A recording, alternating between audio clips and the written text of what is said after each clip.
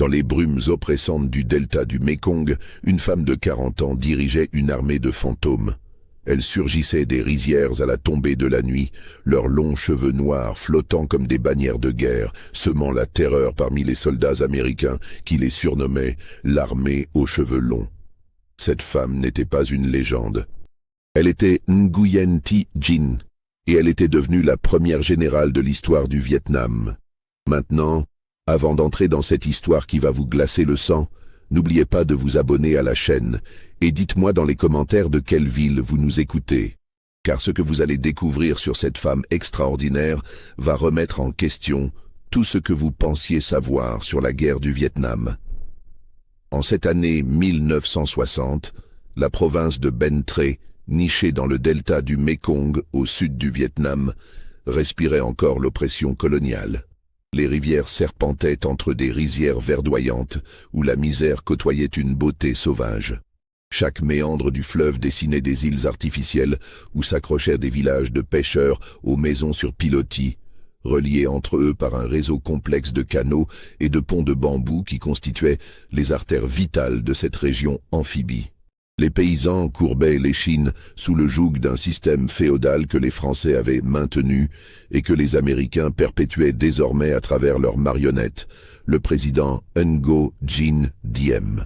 Dans les marchés flottants qui se formaient chaque matin sur les cours d'eau principaux, les femmes vendaient leurs maigres récoltes sous le regard vigilant de policiers corrompus qui prélevaient leur tribut sur chaque transaction. L'odeur du nuoc mam fermenté se mêlait à celle de la boue des rizières et à l'encens qui brûlait dans les temples ancestraux, créant cette atmosphère unique du delta où se mélangeaient tradition millénaire et oppression moderne. La société vietnamienne de cette époque enfermait les femmes dans un carcan social d'une rigidité extrême. Selon les préceptes confucéens qui régissaient encore largement les mentalités, une femme devait obéissance à son père, puis à son mari, puis à son fils aîné. Elle n'existait socialement qu'à travers les hommes de sa famille. Cette invisibilité forcée, qui révoltait tant les esprits progressistes, allait paradoxalement devenir l'atout majeur de la révolution vietnamienne. Dans cette région marécageuse, où chaque île formée par les méandres des cours d'eau abritait des villages de pêcheurs et d'agriculteurs, la résistance couvait comme un feu sous la cendre. Les femmes, traditionnellement reléguées au silence et à l'invisibilité, commençaient à lever la tête. Les réunions clandestines se tenaient souvent dans les cuisines communes, camouflées sous l'apparence de corvées collectives de préparation des repas. Les messages révolutionnaires circulaient, dissimulés dans les paniers de légumes que les marchands transportaient de village en village. Les autorités coloniales, puis gouvernementales, ne se méfiaient pas de ces rassemblements féminins qu'elles considéraient comme de simples bavardages sans importance politique. Cette condescendance masculine allait leur coûter cher, car derrière ces conversations apparemment anodines sur la cuisine et l'éducation des enfants se tramait une révolution d'une ampleur que personne ne soupçonnait. La maison familiale des Nguyen, construite sur pilotis comme toutes les habitations du delta, se dressait modestement près du village de Luong Hoa. Ses murs de torchis et son toit de chaume témoignaient de la pauvreté de ses occupants, mais aussi de leur intégration parfaite dans l'écosystème du delta. C'était là que vivait une jeune femme qui allait transformer à jamais le visage de la guerre moderne. Nguyen Thi Dinh n'avait pas encore 40 ans, mais son regard portait déjà le poids de tragédies qui auraient brisé n'importe qui d'autre. Ses mains, abîmées par les travaux des champs et marquées par les cicatrices des fers que lui avaient fait porter les geôliers français, racontaient une histoire de souffrance et de résistance. Elle avait perdu son mari, exécuté par les Français dans les geôles de Con Chau, cette île-prison où l'administration coloniale envoyait les révolutionnaires pour qu'ils y pourrissent lentement dans des conditions inhumaines. Elle avait connu elle-même les prisons coloniales, les interrogatoires menés à coups de matraque et d'humiliation, la séparation d'avec son enfant nouveau-né qu'on lui avait arraché des bras pour l'emprisonner. Mais au lieu de la briser, chaque épreuve avait forgé en elle une détermination d'acier qui impressionnait jusqu'à ses compagnons de lutte masculins. Les habitants de Ben Tre l'appelaient respectueusement Ba Dinh, Mère Dinh, un titre qui dans la culture vietnamienne témoignait à la fois de l'affection et de la vénération. Car cette femme menue, aux traits fins sculptés par les privations et au sourire rare mais lumineux, cachait sous son aodaï traditionnel une âme de guerrière que même les généraux américains allaient apprendre à redouter.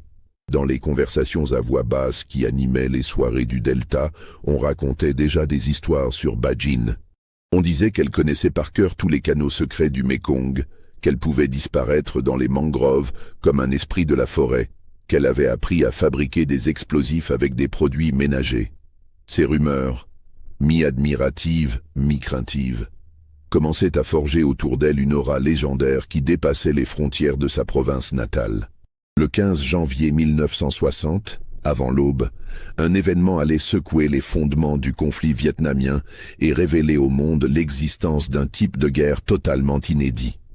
Dans l'obscurité pré-aurore du Delta, alors que les brumes matinales enveloppaient encore les rizières d'un voile fantomatique et que résonnaient les premiers chants des coqs, Bajin donna le signal d'une insurrection qui allait stupéfier les observateurs militaires du monde entier. L'opération avait été préparée dans le secret le plus absolu avec une minutie digne des plus grands états-majors. Pendant des mois, des femmes de tous âges avaient convergé vers la région de Ben Tre selon un plan d'infiltration d'une sophistication remarquable.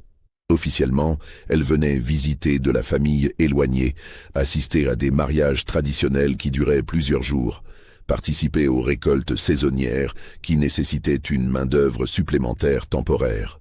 En réalité, elles constituaient une armée clandestine d'un genre totalement inédit dans l'histoire militaire moderne.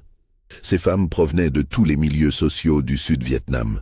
On y trouvait des paysannes illettrées, dont les mains calleuses témoignaient de décennies de labeur dans les rizières, mais aussi des institutrices formées dans les écoles françaises qui parlaient couramment plusieurs langues européennes. Des mères de familles nombreuses côtoyaient des veuves de guerre qui avaient perdu leur mari dans la lutte contre l'occupation française. Des adolescentes à peine sorties de l'enfance s'entraînaient aux côtés de grands-mères aux cheveux blancs qui avaient connu l'époque de l'empereur Bao Jai. Ce qui les unissait toutes, par-delà les différences d'âge, de classe sociale ou de niveau d'éducation, c'était une rage silencieuse contre l'occupation qui couvait depuis des générations. Chacune portait en elle l'histoire des humiliations subies, des proches disparus, des enfants arrachés à leur famille pour être envoyés dans les plantations coloniales. Cette douleur collective, Bajin l'avait transformée en force révolutionnaire. Le plan qu'elle avait conçu était d'une simplicité terrifiante qui révélait son génie tactique. Au lieu d'attaquer frontalement les postes militaires du régime de Saïgon selon les méthodes classiques de la guérilla, ces combattantes allaient les encercler et les assiéger jusqu'à ce qu'ils se rendent. Mais la méthode qu'elle employa fit frémir d'horreur les observateurs militaires. Elle transforma les traditions vietnamiennes millénaires en armes psychologiques d'une efficacité redoutable. L'innovation de Bajin résidait dans sa compréhension profonde de la psychologie masculine vietnamienne. Elle avait identifié le talon d'Achille de tous les soldats sud-vietnamiens, leur attachement viscéral aux valeurs familiales traditionnelles qui leur interdisait de lever la main sur une figure maternelle. En transformant ces combattantes en incarnation de la mère vietnamienne souffrante, elle les rendait moralement intouchables aux yeux de leurs adversaires. À 4 heures du matin précisément, quand la rosée perlait encore sur les feuilles de lotus, et que les premiers rayons du soleil commençaient à percer la brume matinale, les habitants des villages entourant les bases gouvernementales furent réveillés par un son qui glaça le sang des soldats sud-vietnamiens. Des centaines de femmes, vêtues de blanc immaculé comme pour un deuil traditionnel, avançaient vers les fortifications en entonnant des lamentations funèbres d'une mélancolie déchirante.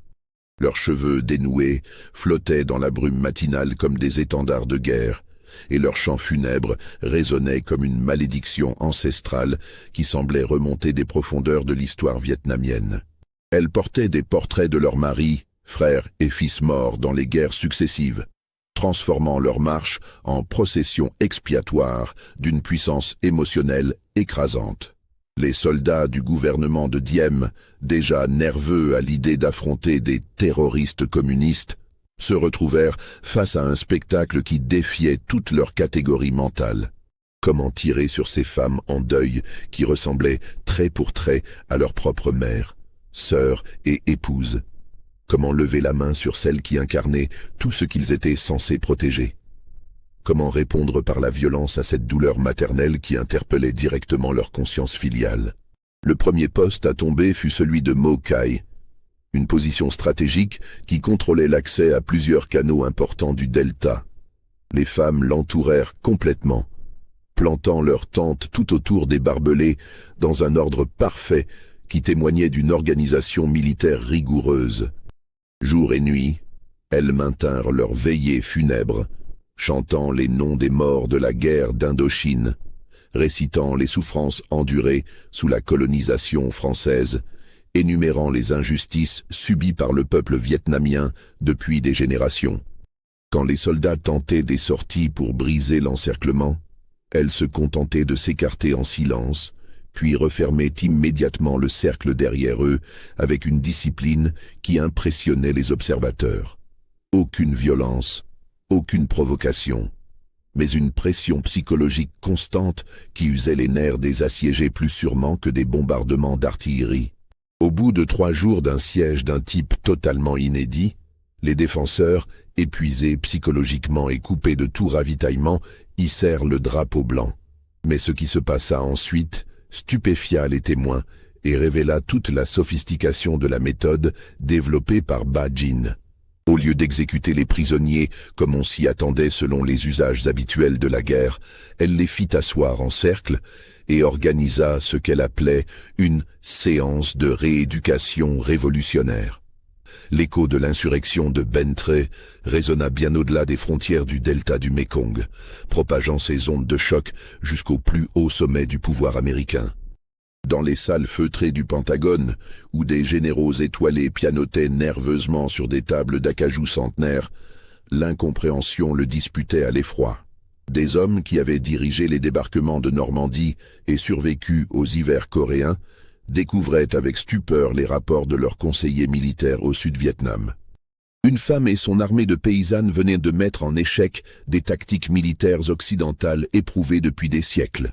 Le général Edward Lonsdale, expert reconnu en guerre psychologique et conseiller spécial du président américain pour l'Asie du Sud-Est, ne parvenait pas à comprendre ce phénomène qui défigurait tous ces modèles stratégiques soigneusement élaborés au cours de décennies de conflits conventionnels. Dans ses câbles classifiés envoyés quotidiennement à Washington, il décrivait avec une fascination mêlée d'effroi cette guerre des femmes qui bouleversait toutes ses certitudes militaires. « Nous ne combattons pas une armée », écrivait-il dans un rapport marqué du sceau « Top Secret ».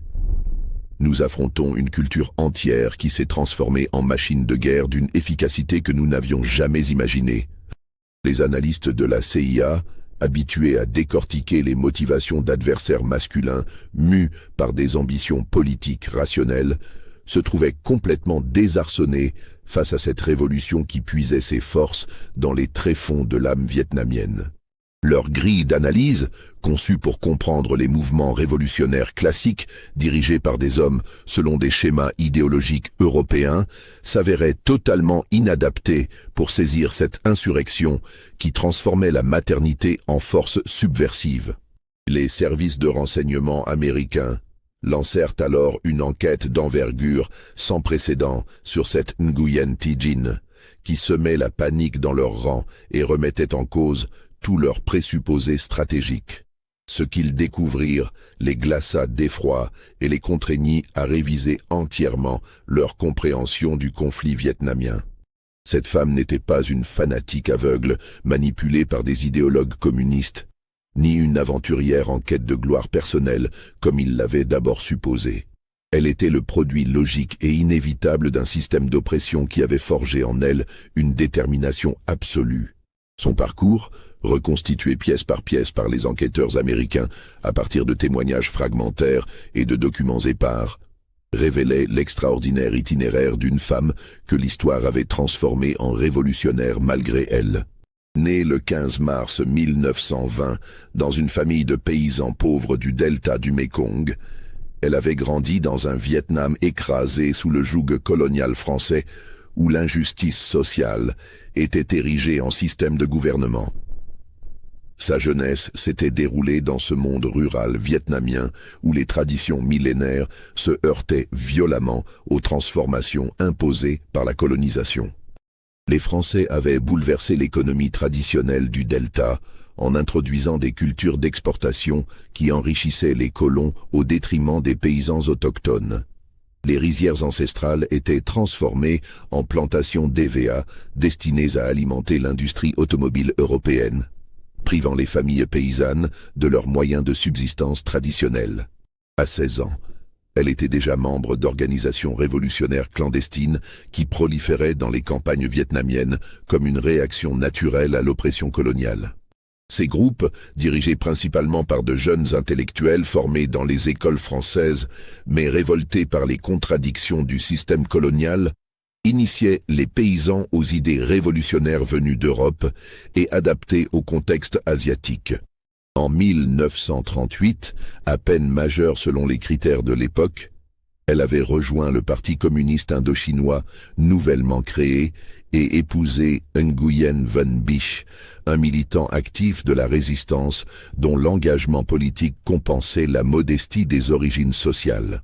Leur mariage, célébré selon les rites traditionnels vietnamiens dans la maison familiale décorée de fleurs de lotus et de branches de bambou, symbolisait l'union de l'amour personnel et de l'engagement révolutionnaire qui caractérisait cette génération de militants. Leur bonheur conjugal avait été de courte durée, brutalement interrompu par la répression coloniale qui s'abattait aveuglément sur tous ceux qui osaient contester l'ordre établi. 3 jours seulement après la naissance de leur fils, en octobre 1939, alors que la jeune mère se remettait encore des couches dans leur modeste maison aux murs de torchis, la police secrète française avait fait irruption au petit matin. Bic fut arrêté sous les yeux de sa femme et de son nouveau-né, embarqué sans ménagement vers une destination inconnue qui s'avérerait définitive. Ba Dinh ne le reverrait jamais vivant. Son mari fut déporté vers le bagne de Con Dao, cette île prison au large des côtes vietnamiennes où l'administration coloniale française avait établi un camp de concentration d'une cruauté raffinée. Les conditions de détention y étaient si effroyables que les prisonniers, entassés dans des cachots souterrains infestés de rats et privés de soins médicaux, préféraient souvent se suicider plutôt que d'y pourrir lentement dans l'indifférence générale. En 1940, Ba Dinh fut à son tour arrêté dans le cadre d'une vague de répression qui visa tous les membres connus ou supposés du Parti communiste indo-chinois. Elle fut emprisonnée à Bara, un camp de détention pour femmes d'une cruauté inouïe, où l'administration pénitentiaire française avait concentré toutes les détenues politiques du Sud-Vietnam. Elle y passa 3 années qui la marquèrent à vie, séparée de son enfant en bas âge qu'elle avait dû confier à sa belle-mère, subissant quotidiennement interrogatoires, tortures psychologiques et privations alimentaires calculées pour briser la résistance des prisonnières. Mais au lieu de la briser, cette épreuve la transforma en une révolutionnaire absolue dont la détermination impressionnait même les gardiens les plus endurcis. Dans sa cellule humide et surpeuplée, elle étudiait secrètement les textes de Marx et Lénine que d'autres détenus avaient réussi à faire passer clandestinement et qu'elle recopiait laborieusement sur des lambeaux de tissu arrachés à leurs vêtements. Elle apprenait aussi, auprès de compagnes de captivité plus expérimentées, les techniques de guérilla, les méthodes de fabrication d'explosifs artisanaux, l'art de la clandestinité qui lui servirait plus tard dans sa carrière révolutionnaire. La prison était devenue son université révolutionnaire, un lieu de formation politique et militaire d'une intensité que n'égalait aucune des écoles de cadres officiels du mouvement communiste. Au contact de femmes venues de tout le Vietnam et représentant tous les milieux sociaux unis dans la résistance à l'oppression, elle développa une vision globale de la révolution vietnamienne qui dépassait les clivages régionaux et sociaux traditionnels. Quand elle sortit de prison en 1943, Ba Dinh était devenue une autre femme, transformée par 3 années de souffrances partagées et de réflexion politique intensive. La jeune mère traumatisée avait laissé place à une stratège impitoyable qui avait mûri une vision révolutionnaire d'une sophistication remarquable. Elle avait compris que la révolution exigeait des sacrifices absolus et elle était désormais prête à les consentir tous, y compris celui de son bonheur personnel et de sa vie familiale. Au début de l'année 1961, les services de renseignement américains commencèrent à recevoir des rapports de plus en plus inquiétants de leurs agents infiltrés au Sud-Vietnam. L'insurrection déclenchée par Ba Jin ne s'était pas essoufflée après sa victoire initiale, comme l'avaient espéré les stratèges du Pentagone. Au contraire, elle s'étendait comme une épidémie révolutionnaire à travers tout le delta du Mékong, contaminant province après province selon un modèle de propagation que les experts américains en contre-insurrection n'arrivaient pas à endiguer. Le phénomène prenait une ampleur que personne n'avait anticipée, pas même Ba Jin elle-même qui découvrait avec stupéfaction l'effet multiplicateur de ces méthodes. Les femmes du Sud-Vietnam, inspirées par l'exemple de l'armée aux cheveux longs, organisaient spontanément leurs propres cellules de résistance selon les principes qu'elle avait développés. Des réseaux clandestins féminins se constituaient dans les villages les plus reculés, les marchés urbains, les écoles rurales, créant une toile d'araignée révolutionnaire d'une densité inédite. Ces femmes utilisaient leurs activités quotidiennes, cuisine communautaire, couture collective, commerce de produits agricoles, soins aux enfants et aux malades, comme couverture naturelle pour des activités révolutionnaires d'une sophistication croissante. Une réunion de mères de famille pour organiser la fête de l'école du village devenait le prétexte à la planification d'un sabotage de pont stratégique. Une corvée collective de préparation des conserves pour la saison sèche servait à dissimuler la fabrication d'explosifs artisanaux. Un pèlerinage traditionnel vers un temple ancestral permettait de transporter des armes d'une province à l'autre sans éveiller les soupçons. Les autorités sud-vietnamiennes et leurs conseillers américains se trouvaient face à un dilemme insoluble qui révélait les limites de leurs conceptions militaires occidentales. Comment réprimer une insurrection qui se cachait derrière le visage de la maternité vietnamienne? Comment arrêter des suspects qui pouvaient être indifféremment des grands-mères vendant des légumes au marché ou des institutrices enseignant l'alphabet aux enfants?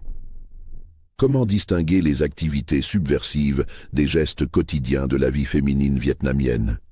Cette invisibilité stratégique était précisément le génie de Ba Jin. Elle avait transformé l'oppression traditionnelle des femmes vietnamiennes en atout révolutionnaire majeur. Leur exclusion séculaire de la sphère politique officielle les rendait insoupçonnables aux yeux d'un appareil répressif exclusivement masculin qui ne concevait pas qu'elle puisse constituer une menace sérieuse pour l'ordre établi.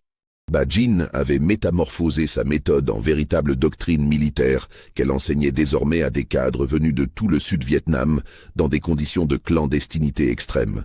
Dans des camps d'entraînement secrets soigneusement dissimulés, au cœur des mangroves impénétrables du delta, où les moustiques et la boue constituaient une protection naturelle contre les intrusions, elle formait méthodiquement ses générales aux cheveux longs aux techniques de la guerre révolutionnaire féminine. Ces bases clandestines, construites sur des îlots artificiels accessibles seulement par des canaux secrets connus des seuls pêcheurs locaux acquis à la cause révolutionnaire, abritaient des installations d'entraînement d'une sophistication remarquable. Des baraquements camouflés sous la végétation tropicale servaient de salles de cours où s'enseignaient simultanément la théorie politique marxiste et les techniques pratiques de sabotage.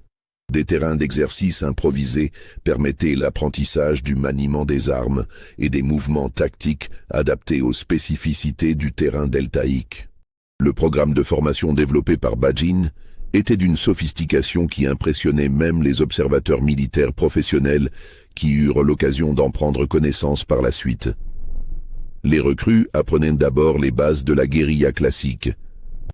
Maniement de tous les types d'armes disponibles, depuis le fusil de chasse artisanal jusqu'aux armes automatiques récupérées sur l'ennemi, fabrication d'explosifs avec des produits chimiques détournés de leur usage domestique, techniques de sabotage des infrastructures de transport et de communication. Mais Ba Jin y ajoutait des enseignements révolutionnaires qui n'existaient dans aucune autre école militaire au monde, Comment utiliser les codes sociaux traditionnels pour déstabiliser l'ennemi? Comment transformer les rituels féminins ancestraux en armes psychologiques? Comment exploiter la culpabilité masculine profondément enracinée dans une société patriarcale? Comment retourner l'oppression séculaire des femmes en force subversive irrésistible? Les cours théoriques alternaient avec des exercices pratiques d'un réalisme saisissant. Les stagiaires s'entraînaient à jouer différents rôles sociaux. Marchandes de légumes, sages-femmes traditionnelles, pleureuses professionnelles pour les funérailles, qui leur permettraient d'opérer en territoire ennemi sans éveiller les soupçons. Elles apprenaient à dissimuler des armes dans des paniers de provisions, à communiquer par des signaux codés intégrés dans les champs traditionnels, à organiser des réseaux de renseignements basés sur les commérages féminins. Les résultats dépassaient toutes les espérances et semaient la panique dans les états-majors occidentaux. Les femmes formées par Bajin retournaient dans leur région d'origine et y déclenchaient leur propre soulèvement selon une méthodologie désormais éprouvée.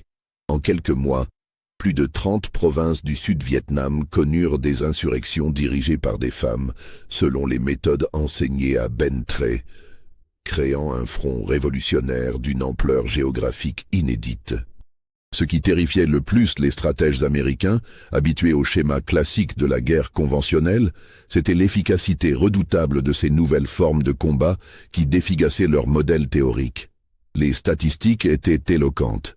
Les guerrières aux cheveux longs causaient proportionnellement plus de pertes aux forces gouvernementales que les unités masculines aguerries du Viet Cong. Mais surtout, elles provoquaient un effritement moral catastrophique dans les rangs de l'armée sud-vietnamienne qui menaçait l'ensemble de l'édifice militaire occidental. L'année 1965 marqua un tournant décisif dans l'escalade du conflit vietnamien, transformant ce qui était encore officiellement présenté comme une assistance technique américaine en guerre ouverte d'une ampleur qui allait dépasser tous les conflits précédents. Le président américain Lyndon Johnson, pressé par ses conseillers militaires et confronté à la détérioration rapide de la situation stratégique au Sud-Vietnam, venait d'engager les premiers contingents massifs de Marines américains, brisant le tabou de l'intervention directe qui avait jusqu'alors limité la présence militaire occidentale. Cette décision historique, prise dans les bureaux feutrés de la Maison-Blanche après des débats houleux qui avaient divisé l'administration américaine, transformait officiellement le Vietnam en champ de bataille principal de la guerre froide. Mais ce que les stratèges du Pentagone, confiants dans leur supériorité technologique et leur expérience des conflits mondiaux précédents, n'avaient pas anticipé, c'est qu'ils allaient se retrouver face à un adversaire d'un genre totalement inédit qui allait bouleverser toute leur certitude militaire. Bajin, désormais officiellement promu au rang de commandant adjoint de l'armée de libération du Sud-Vietnam, lors d'une cérémonie secrète qui rassembla tous les dirigeants de la résistance dans une base clandestine du Delta, dirigeait une force de combat qui stupéfiait les observateurs militaires internationaux et remettait en cause tous les manuels de stratégie occidentaux.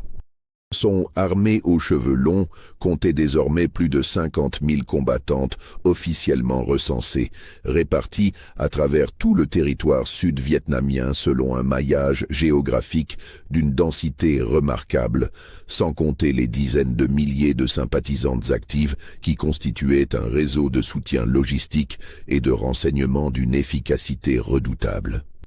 Mais le plus déconcertant pour l'état-major américain, habitué aux structures militaires conventionnelles facilement identifiables, c'est que cette armée demeurait largement invisible aux yeux de leurs services de renseignement les plus sophistiqués.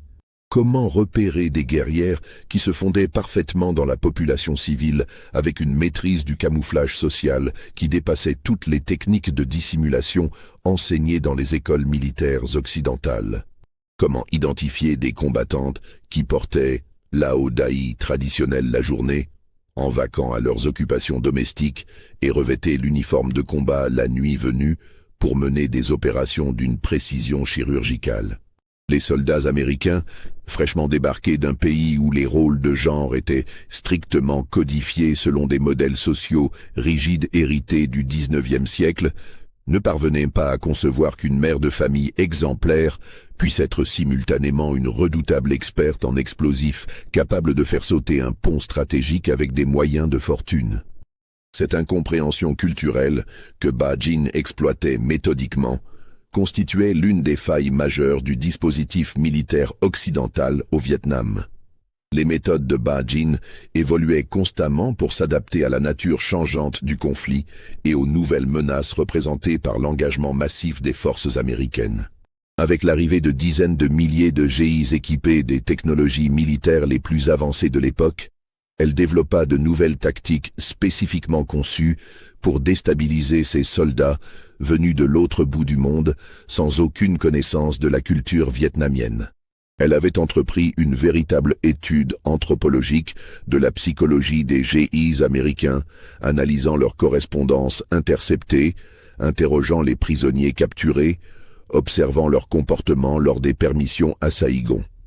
Cette analyse minutieuse lui avait permis d'identifier leurs points faibles psychologiques, l'isolement culturel et linguistique, la nostalgie obsédante du pays natal, l'incompréhension totale des subtilités de la société vietnamienne, la culpabilité croissante face à un conflit dont ils ne saisissaient pas les enjeux réels.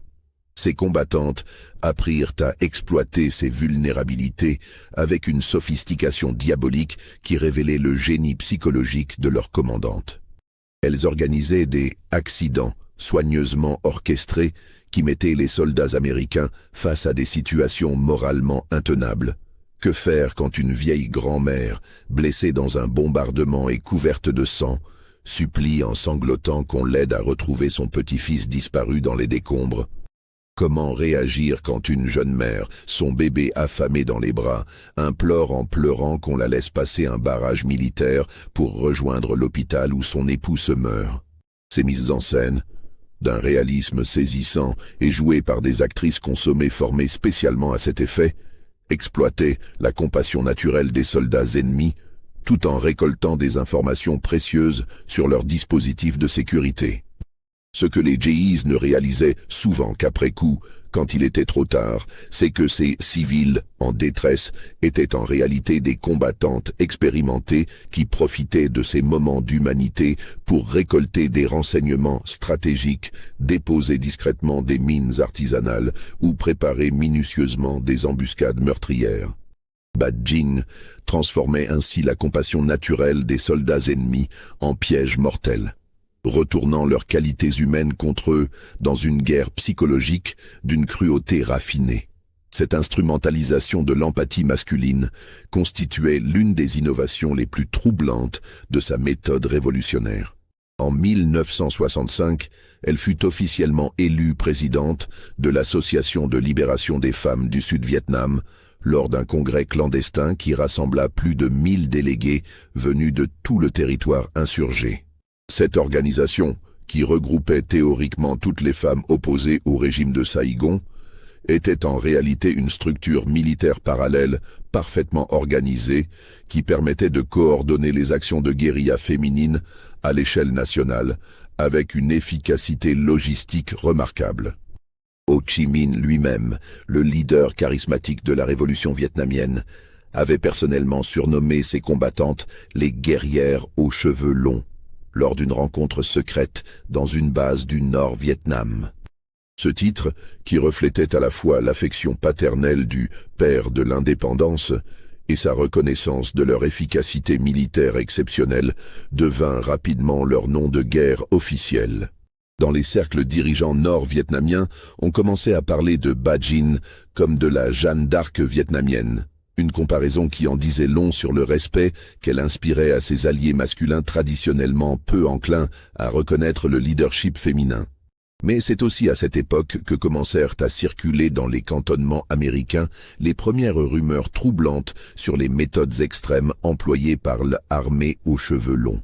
Des témoignages fragmentaires et souvent contradictoires parvenaient aux oreilles des journalistes occidentaux présents au Vietnam, alimentant une légende noire qui dépassait largement la réalité des faits, mais contribuait à l'efficacité psychologique de cette force révolutionnaire. Des soldats américains survivants d'embuscades racontaient des histoires terrifiantes de combats contre des adversaires qui semblaient insensibles à la douleur physique, capables de continuer à se battre même gravement blessés, animés d'une détermination qui défiait tous les instincts de conservation.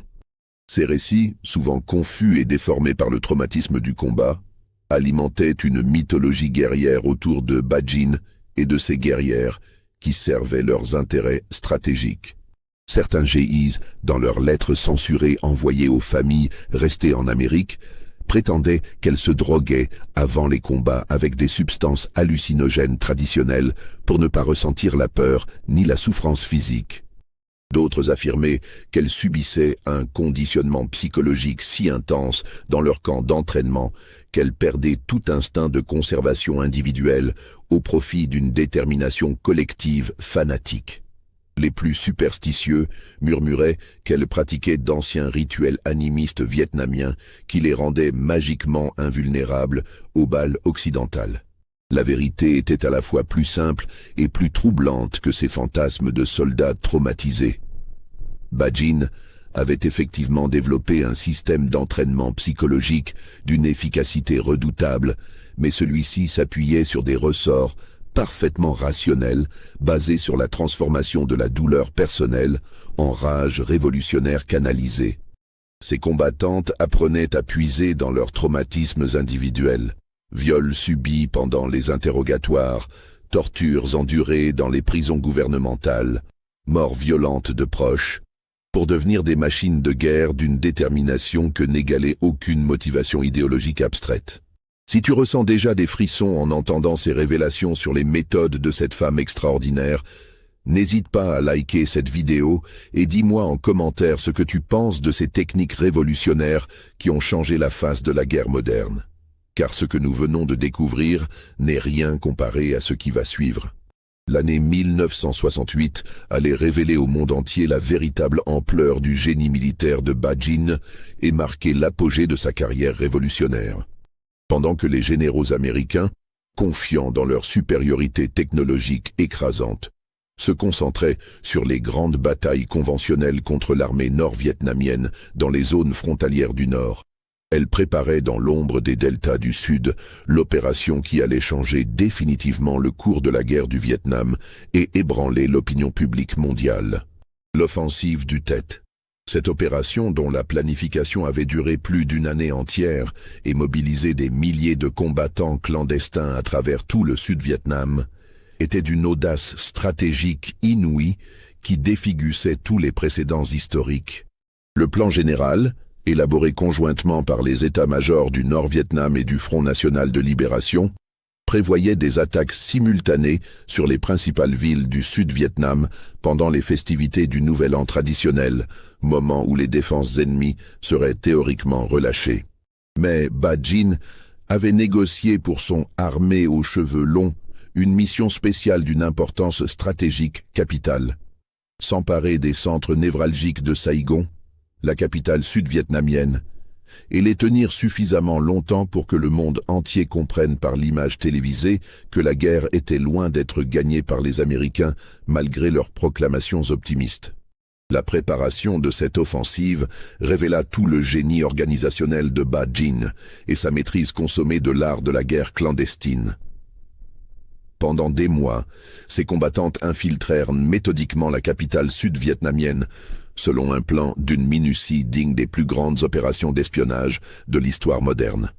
Elles s'y installèrent sous des identités parfaitement crédibles, soigneusement construites et documentées. Domestiques dans les quartiers résidentiels riches fréquentés par les officiers américains, vendeuses de fruits sur les marchés populaires qui constituaient les centres nerveux de la vie urbaine, serveuses dans les restaurants et bars fréquentés par les soldats en permission, certaines allant jusqu'à exercer la prostitution dans les établissements de plaisir de la rue Tudo pour approcher au plus près les centres de décision militaires occidentaux.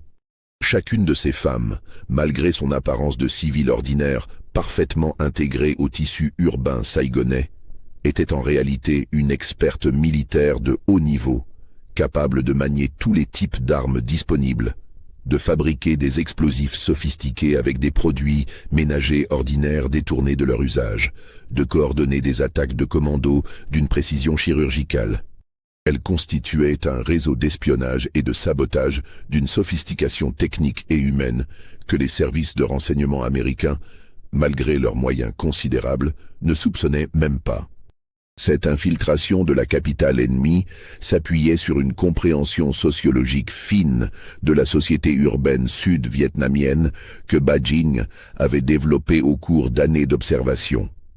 Elle avait identifié les secteurs d'activité où les femmes étaient à la fois indispensables au fonctionnement de la ville et suffisamment invisibles socialement pour échapper au contrôle de sécurité. Les domestiques, par exemple, avaient accès au domicile des dirigeants politiques et militaires tout en demeurant socialement transparentes. Les prostituées fréquentaient les officiers américains dans l'intimité tout en appartenant à une catégorie sociale que la morale puritaine des Géises les empêchait de prendre au sérieux. Le 30 janvier 1968, pendant que les Vietnamiens de tout le pays célébraient le Nouvel An traditionnel dans une atmosphère de fête qui masquait les préparatifs révolutionnaires, l'offensive se déclencha simultanément dans plus de 100 villes du Sud-Vietnam, selon une coordination d'horlogerie qui stupéfia les observateurs militaires internationaux. Mais c'est à Saigon que l'impact psychologique fut le plus dévastateur et le plus durable. Les combattantes de Ba Jin, surgissant de leur couverture civile avec une synchronisation parfaite, s'emparèrent méthodiquement des symboles du pouvoir sud-vietnamien et américain. L'ambassade des États-Unis, forteresse supposée imprenable au cœur de la capitale, la station de radio nationale qui diffusait la propagande gouvernementale, le palais présidentiel où siégeait le fantoche Nguyen Van Thieu, les principales casernes de l'armée sud-vietnamienne. L'attaque contre l'ambassade américaine, dirigée personnellement par une lieutenant de Ba Jin, répondant au nom de code « Fleur de Lotus », fut d'une audace qui frappa l'imagination mondiale. Pendant plusieurs heures cruciales, le monde entier put voir en direct à la télévision des femmes vietnamiennes en uniforme de combat, leurs longs cheveux noirs flottant sous leurs casques militaires, occuper le symbole même de la puissance américaine au Vietnam.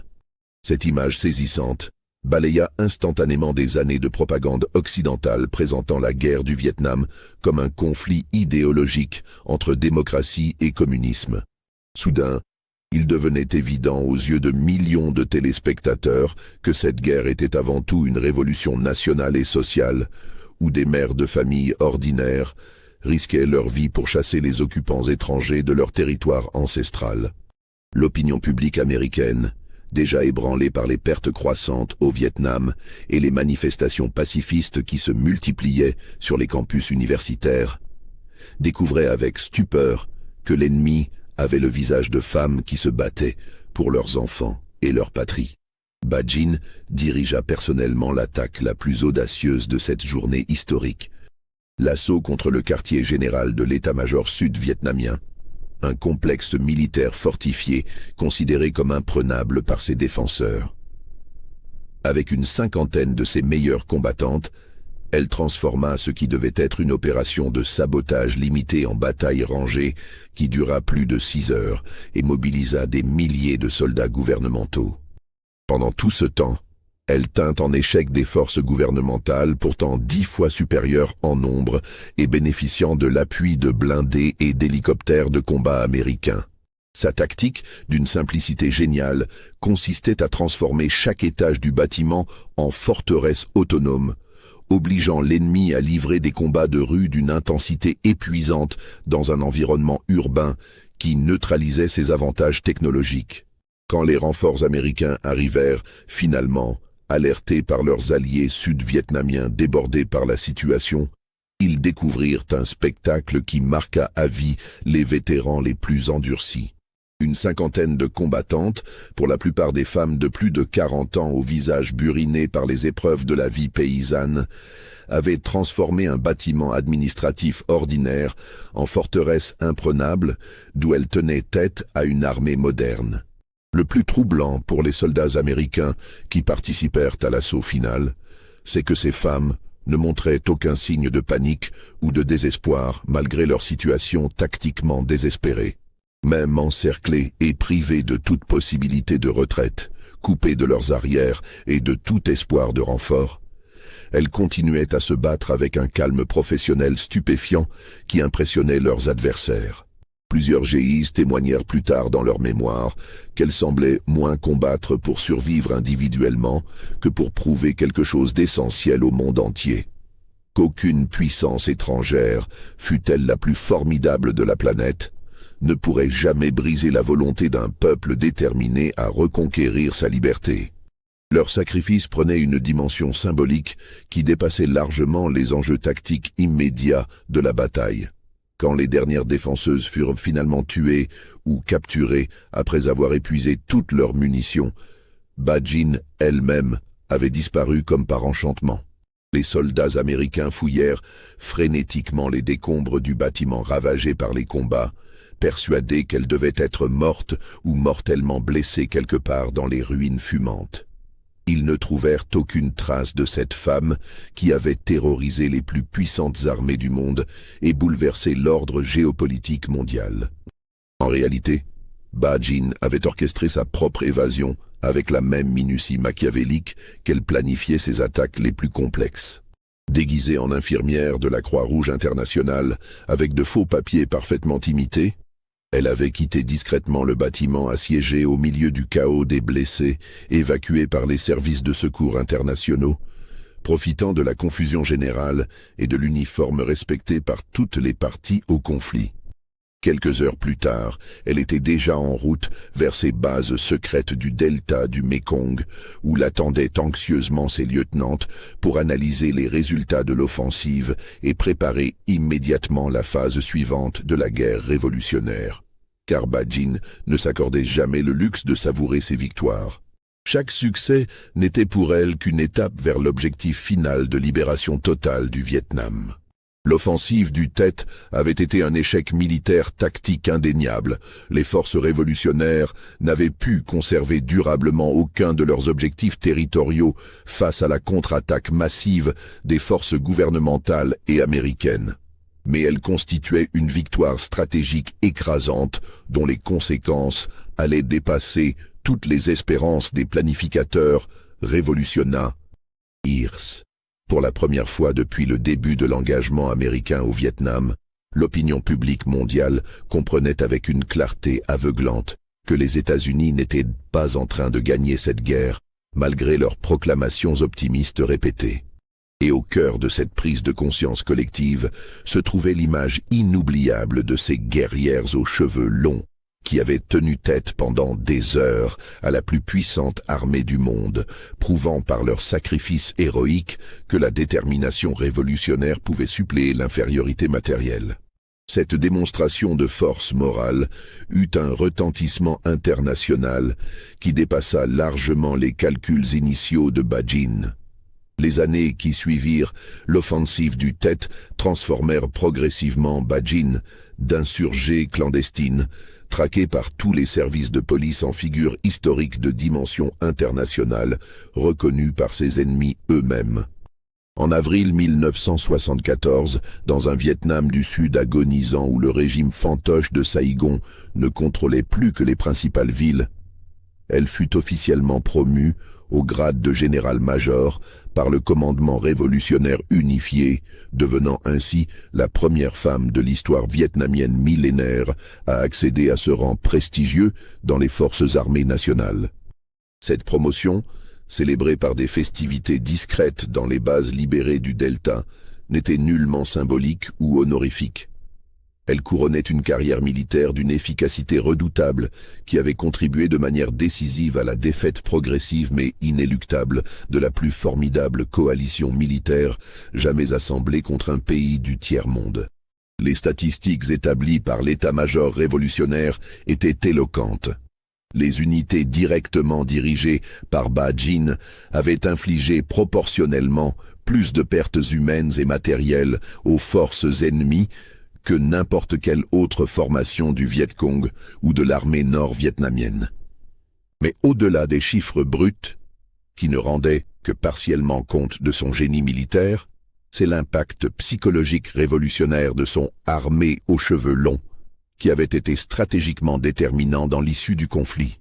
En transformant les femmes vietnamiennes traditionnellement soumises en combattantes implacables, Ba Jin avait brisé un tabou social millénaire et révolutionné la nature même de la guerre moderne, ouvrant des perspectives tactiques inédites qui allaient inspirer tous les mouvements de libération ultérieurs. Les conflits qui suivraient la victoire vietnamienne, du Nicaragua sandiniste au Chiapas zapatiste, de la résistance palestinienne aux guerres de Tchétchénie, porteraient tous, à des degrés divers, l'empreinte indélébile des innovations tactiques développées par Ba Jin dans les rizières du delta du Mékong. Son héritage militaire dépassait largement les frontières vietnamiennes pour devenir un patrimoine révolutionnaire mondial. Quand Saigon tomba finalement le 30 avril 1975 sous l'assaut coordonné des forces révolutionnaires qui avaient encerclé méthodiquement la capitale fantoche, Ba Jin dirigea personnellement les derniers combats pour la libération de cette ville symbole. Les images télévisées de cette femme de 55 ans, arme au poing et cheveux gris flottant sous son casque militaire, parcourant d'un pas décidé les rues de la ville conquise au milieu de ses combattantes victorieuses, marquèrent symboliquement la fin d'une époque douloureuse et l'avènement tant espéré d'un Vietnam unifié et indépendant. Dans le Vietnam pacifié de l'après-guerre, Ba Jin ne se contenta jamais de savourer passivement sa victoire militaire historique. Avec la même énergie inlassable qu'elle avait consacrée à la lutte armée, elle dédia les dernières décennies de son existence à la reconstruction matérielle et morale du pays dévasté par 30 années de guerre continue, ainsi qu'à la défense acharnée des droits des femmes vietnamiennes dans une société qui tendait à oublier leurs sacrifices révolutionnaires. Vice-présidente du Conseil d'État vietnamien, poste qu'elle occupa avec une autorité respectée par tous les dirigeants masculins du parti, présidente de l'Union des femmes du Vietnam qu'elle transforma en puissante organisation de défense des intérêts féminins, elle lutta inlassablement pour que les sacrifices héroïques de ces guerrières aux cheveux longs ne soient pas occultés par une histoire officielle qui tendait à privilégier les faits d'armes masculins selon les schémas traditionnels. Elle mourut paisiblement le 26 août 1992 dans sa modeste maison de Ho Chi Minh Ville, l'ancienne Saigon, rebaptisée en l'honneur du père de l'indépendance, entourée affectueusement de ses anciennes combattantes devenues grand-mères et arrière-grand-mères. Son décès, à l'âge de 72 ans, provoqua un émoi considérable non seulement au Vietnam où elle était vénérée comme une héroïne nationale, mais aussi dans le monde entier où sa renommée avait largement débordé les cercles militaires spécialisés. Des dirigeants de dizaines de pays, des généraux retraités, des révolutionnaires historiques, des féministes internationales vinrent spécialement rendre hommage à Hanoï, à cette femme exceptionnelle qui avait changé le cours de l'histoire contemporaine par la seule force de sa volonté et de son génie organisationnel. Mais ce qui troubla le plus les observateurs internationaux présents lors de ces funérailles nationales, ce furent les témoignages spontanés recueillis auprès d'anciens soldats américains qui avaient fait le voyage depuis les États-Unis pour saluer une dernière fois leur ancien ennemi. L'un d'eux, un vétéran du Vietnam devenu ensuite général de brigade dans l'armée américaine et décoré de la Purple Heart pour ses blessures de guerre, déclara dans un discours qui fit sensation. « Cette femme extraordinaire nous a appris, au prix de notre propre sang, que nous ne combattions pas des terroristes fanatiques, mais un peuple entier qui se battait légitimement pour sa liberté et sa dignité.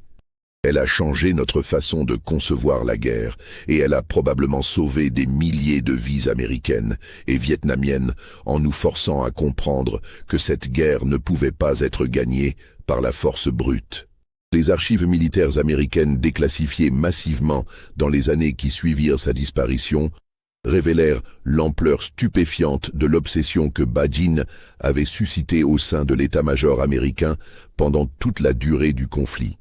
Des dizaines de rapports secrets ultra-confidentiels la concernant personnellement furent rendus publics. détaillant minutieusement les tentatives désespérées et finalement vaines des services de renseignement occidentaux pour comprendre, neutraliser ou simplement localiser cet adversaire insaisissable qui déjouait tous leurs plans. L'un de ces documents déclassifiés, particulièrement troublant par ce qu'il révélait des méthodes envisagées, attestait qu'en 1967, la CIA avait sérieusement étudié la possibilité de l'assassiner en empoisonnant massivement l'eau des villages où elle était susceptible de se cacher selon leurs informateurs. Ce projet d'une immoralité révoltante fut finalement abandonné, non pas pour des raisons éthiques qui n'entraient guère en ligne de compte dans ce type d'opération clandestine, mais parce que les analystes psychologiques américains estimaient avec justesse que sa mort violente ferait automatiquement d'elle une martyre révolutionnaire et décuplerait l'efficacité combative de ses disciples fanatiques. C'est un autre rapport top secret, daté de 1969 et rédigé par les meilleurs experts militaires du Pentagone, analysait avec une fascination teintée d'admiration professionnelle les méthodes d'entraînement révolutionnaire de l'armée aux cheveux longs. Les spécialistes américains en guerre psychologique y reconnaissaient avec une honnêteté remarquable avoir dramatiquement sous-estimé l'innovation tactique représentée par ces unités entièrement féminines qui bouleversaient tous les modèles stratégiques occidentaux. Le document concluait avec une admiration matinée d'effroi qui en disait long sur l'impact de Ba Jin sur ses ennemis professionnels.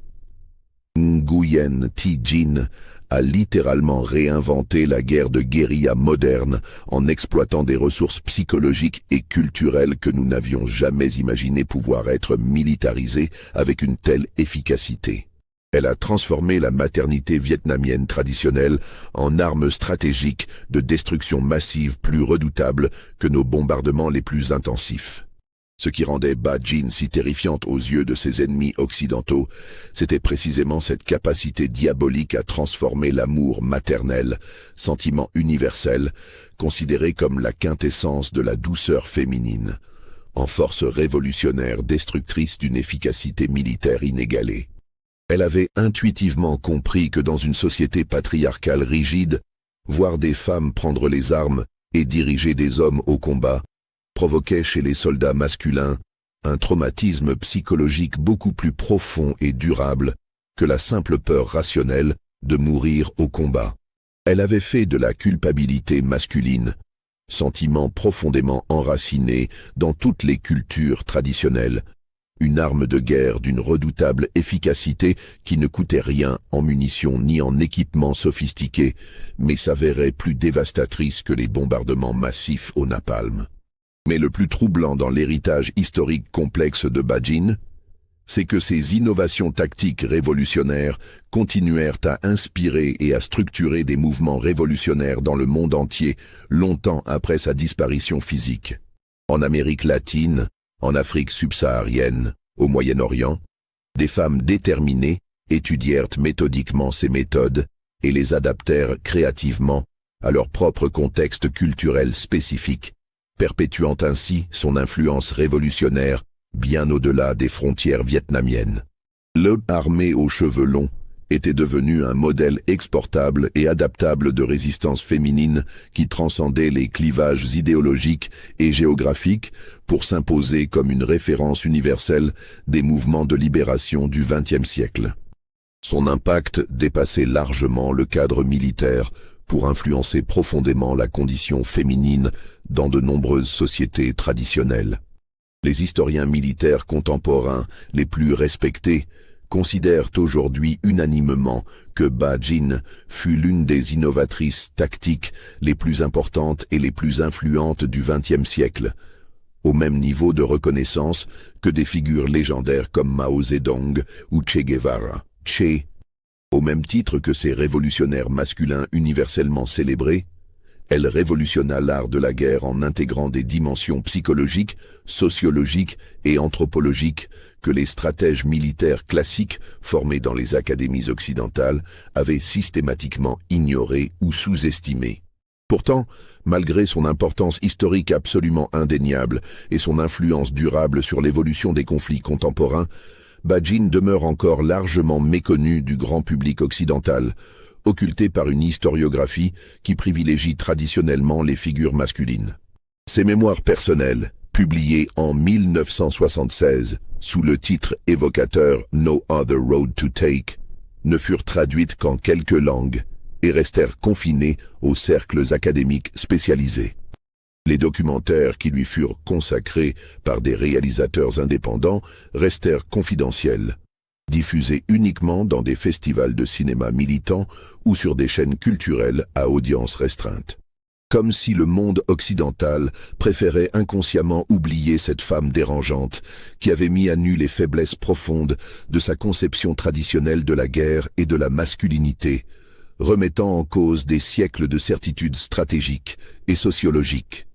Son exemple démontrait de manière éclatante que la supériorité technologique et la puissance de feu, fondement de la doctrine militaire occidentale depuis la révolution industrielle, pouvaient être neutralisées par l'intelligence tactique et la détermination révolutionnaire. Au Vietnam même, l'héritage de Ba-Jin suscite encore aujourd'hui des sentiments ambivalents qui reflètent les contradictions d'une société en mutation accélérée. Héroïne nationale incontestée, célébrée par les manuels scolaires officiels et commémorée par de nombreux monuments, elle demeure simultanément le symbole gênant d'une époque de violence extrême et de sacrifices surhumains que beaucoup de Vietnamiens contemporains préfèrent reléguer dans un passé révolu. Les jeunes Vietnamiennes d'aujourd'hui, qui grandissent dans un pays en paix durable et en pleine croissance économique, baignés dans une culture de consommation mondialisée qui valorise la réussite individuelle et le confort matériel, ont parfois du mal à comprendre les motivations profondes de cette femme qui sacrifia volontairement tout bonheur personnel à l'idéal révolutionnaire. Elles admirent son courage historique tout en se sentant culturellement éloignées de ses choix existentiels radicaux. Mais dans les villages reculés du delta du Mékong, là où tout a commencé il y a plus d'un demi-siècle, la mémoire vivante de Ba-Jin reste extraordinairement prégnante et active. Les anciennes combattantes de l'armée aux cheveux longs, désormais octogénaires aux cheveux blancs, mais au regard encore étincelant de fierté, continuent religieusement à se rassembler chaque année le 15 janvier pour commémorer l'insurrection historique de Ben Tre qui changea le destin du Vietnam. Dans ces réunions émouvantes où se mélangent nostalgie révolutionnaire et douleur des souvenirs traumatiques, elles racontent inlassablement aux plus jeunes les exploits légendaires de celles qu'elles appellent encore, avec un respect religieux, Mère Jin. Leurs voix tremblantes d'émotion font revivre cette époque héroïque, où l'amour de la patrie transformait des mères de famille ordinaires en guerrières implacables, capables de défier les plus grandes puissances mondiales. Ces femmes âgées, qui portent encore dans leur chair et leur mémoire les cicatrices physiques et psychologiques indélébiles de la guerre, constituent les ultimes témoins directs d'une époque où l'idéal révolutionnaire pouvait sublimer toutes les souffrances individuelles. Quand elles disparaîtront définitivement dans les prochaines années, emporteront-elles avec elles les secrets de cette alchimie mystérieuse qui permit à Ba-Jin de forger l'une des armées les plus efficaces et les plus redoutées de l'histoire militaire moderne. L'une d'entre elles, Madame Le Thi Mai, aujourd'hui âgée de 87 ans et dernière survivante connue du premier cercle des lieutenantes de Ba-Jin, raconte encore avec des trémolos d'émotion dans la voix sa première rencontre décisive avec la future générale en 1960. Elle n'était pas particulièrement grande, pas physiquement impressionnante comme on pourrait l'imaginer pour une légende militaire, mais quand elle prenait la parole devant nous, on avait l'impression bouleversante qu'elle portait en elle toute la souffrance accumulée de toutes les femmes vietnamiennes depuis des générations. Elle nous disait avec une intensité qui nous électrisait: mes chères sœurs, nous avons été humiliés et opprimés assez longtemps par les hommes et les étrangers. Le moment historique est enfin venu de montrer au monde entier ce dont sont réellement capables les femmes quand elles n'ont plus rien à perdre et tout à gagner. Cette phrase prophétique résume peut-être mieux que tous les rapports militaires savants l'essence du génie révolutionnaire de Ba-Jin. Elle avait intuitivement compris que la révolution la plus puissante et la plus durable n'est jamais celle qui naît d'une idéologie abstraite imposée de l'extérieur, mais celle qui surgit spontanément de la douleur existentielle, transformée en rage créatrice et en espoir collectif. Elle avait fait des femmes individuellement brisées par l'oppression séculaire les instruments conscients et volontaires de leur propre libération historique. Aujourd'hui encore, quand on parcourt lentement les routes poussiéreuses et les canaux paisibles du delta du Mékong, en quête des traces de cette époque révolutionnaire, on peut encore croiser par hasard d'anciennes combattantes de l'armée aux cheveux longs qui ont repris depuis longtemps une vie civile normale. Elles sont redevenues grand-mères attentives qui gâtent leurs petits-enfants, commerçantes prospères qui tiennent des échoppes florissantes sur les marchés locaux, fonctionnaires retraités qui cultivent leur jardin en philosophant sur les mutations de leur pays. Mais dans leur regard subsiste parfois une lueur particulière, comme l'écho lointain mais indestructible d'une époque extraordinaire où elles avaient tenu entre leurs mains calleuses le destin de leur patrie et l'avenir de leurs enfants. Cette flamme intérieure, que les années n'ont jamais réussi à éteindre complètement, témoigne de la grandeur de l'aventure humaine qu'elles ont vécue sous la direction charismatique de Bajin. Car c'est peut-être cela, au fond, le véritable héritage intemporel de cette femme exceptionnelle. Avoir prouvé de manière éclatante que l'histoire peut basculer définitivement quand ceux qu'on croit les plus faibles et les plus résignés décident collectivement de ne plus accepter l'inacceptable. Elle avait transformé l'invisibilité sociale forcée des femmes vietnamiennes en force militaire et politique décisive. Elle avait fait de leur prétendue faiblesse physique leur arme psychologique la plus redoutable contre les oppresseurs de tous bords. Son exemple transcende largement le contexte spécifique de la guerre du Vietnam pour s'imposer comme un modèle universel de résistance à l'oppression.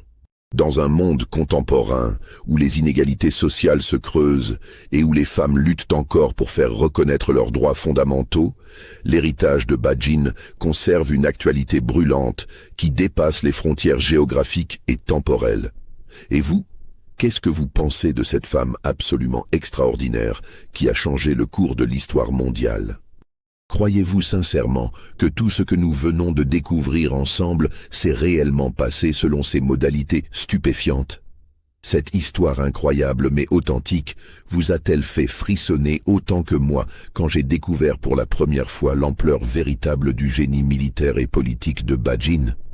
N'hésitez surtout pas à partager toutes vos réflexions et émotions dans les commentaires, à vous abonner immédiatement à la chaîne si cette histoire extraordinaire vous a captivé et bouleversé, et à partager massivement cette vidéo avec tous ceux qui, comme vous, sont passionnés par ces destins exceptionnels qui ont littéralement changé le cours de l'histoire humaine contre toute attente. Car au final, l'histoire véridique de Nguyen Thi Dinh nous rappelle une vérité universelle trop souvent oubliée. Les révolutions les plus profondes et les plus durables ne sont pas toujours celles qui font le plus de bruit médiatique ou qui mobilisent les moyens les plus spectaculaires. Parfois, elles avancent en silence, portées discrètement par des femmes aux cheveux longs qui transforment alchimiquement leur douleur personnelle en espoir collectif, leur colère légitime en stratégie révolutionnaire, et leur amour maternel en arme de guerre implacable. Et quand l'histoire retient enfin son souffle pour écouter attentivement leur voix trop longtemps étouffée, le monde entier découvre avec stupéfaction qu'il a changé pour toujours, transformé à jamais par la volonté indomptable de ces femmes exceptionnelles qui refusent de se résigner à l'injustice.